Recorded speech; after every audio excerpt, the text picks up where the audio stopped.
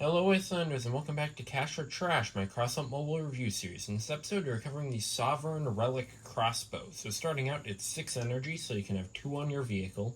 It has a whopping 6,380 durability, making it one of the most durable 6 energy weapons in the game. But keep in mind, this thing is bigger than a Windfall.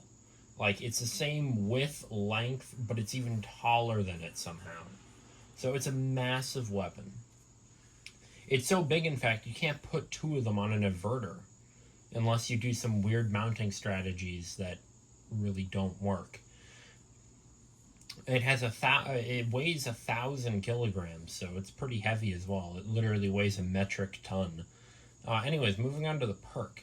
So if you wait 1.2 seconds when you have a shot loaded, unless it's the first one doesn't count. So if you wait 1.2 seconds, the projectile will be enhanced and get penetration and heating and a damage over time to parts that it hits. So basically it's a crossbow when you want it to be a crossbow and a railgun when you want it to be a railgun. Moving on to the rest of the stats, it has a 500 meter maximum range, so you can snipe people from the other side of the map. It has a 4.6 second reload, so pretty fast reload. A 30 round magazine capacity, but remember that first shot can't be enhanced by the perk. It has a 450 meter a second projectile speed, so a very fast projectile speed, especially if you buff it with Gladiator or J. It's 100% direct damage, so if you're able to mod relics, it's incredibly expensive. Try and get those direct damage mods. I mean, you can't even get blast mods, so who am I kidding? It's got an 80 degree a second rotation speed, so it's pretty slow on the rotation. Hi, Butterscotch. It's my new cat. Anyways, so that's pretty much it for the stats. Let's get on to some recommended cabins.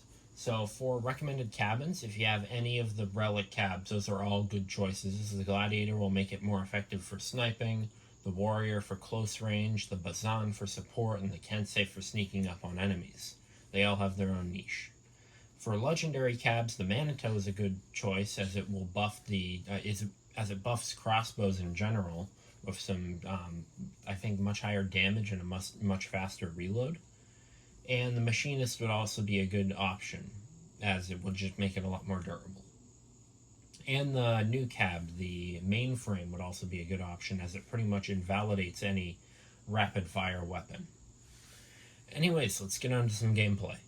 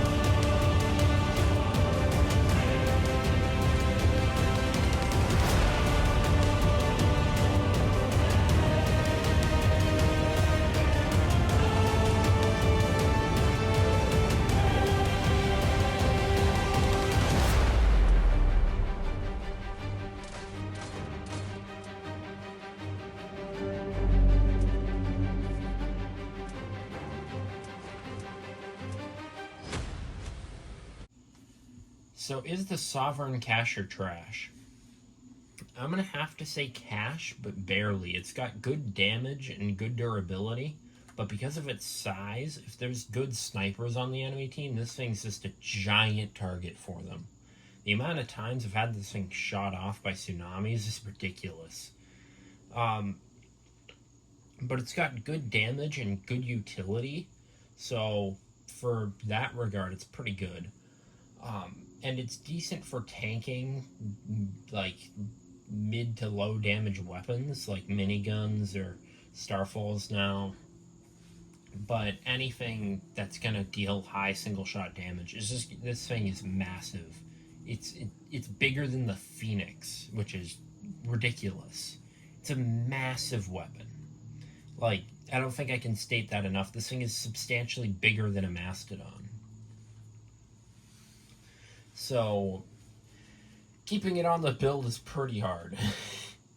But that's pretty much it for the review. Please consider to like and subscribe. See you next time. Bye-bye.